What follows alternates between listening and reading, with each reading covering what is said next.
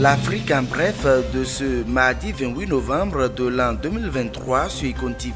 Madame, Monsieur, bonjour et bienvenue.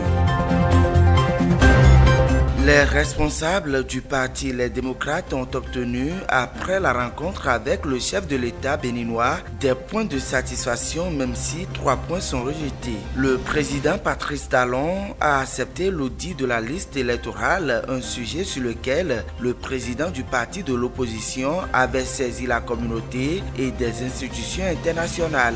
De même, le parti fournira de personnel électoral, coordonnateur d'arrondissement, responsable au niveau départemental et des agents de bureau de vote pour faire la surveillance pour les élections générales de 2026.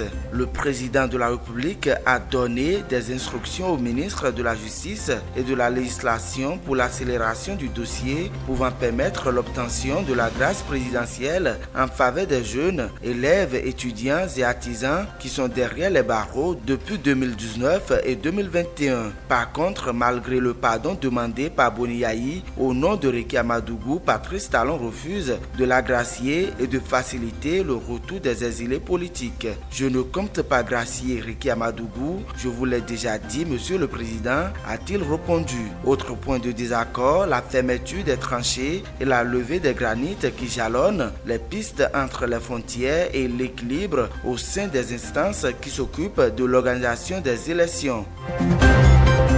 Et puis, une délégation de hauts responsables des agences humanitaires des Nations Unies est arrivée lundi à Ouagadougou en vue de soutenir les efforts pour répondre à la crise du Burkina Faso, a déclaré Stéphane Dujarric, porte-parole en chef du secrétaire général de l'ONU. L'objectif de la visite de la délégation onusienne est de permettre au comité permanent interorganisation d'attirer l'attention sur la crise et de soutenir les initiatives promouvant les solutions durables aux communautés touchées par la crise, a indiqué un point Dujarric. Il a fait savoir que la délégation rencontrerait au cours de sa visite de 3 jours de hauts responsables du gouvernement, des représentants communautaires, des partenaires humanitaires et de développement ainsi que les corps diplomatiques.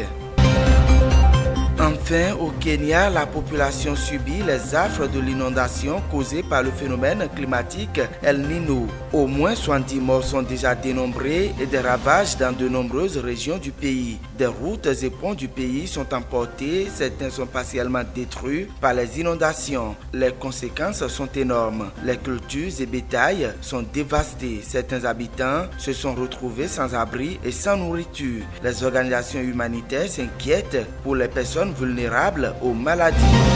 Madame, Monsieur, ce sera donc tout pour l'Afrique en bref de ce jour. Retrouvez-nous à 18h pour le Bénin Actu Soir.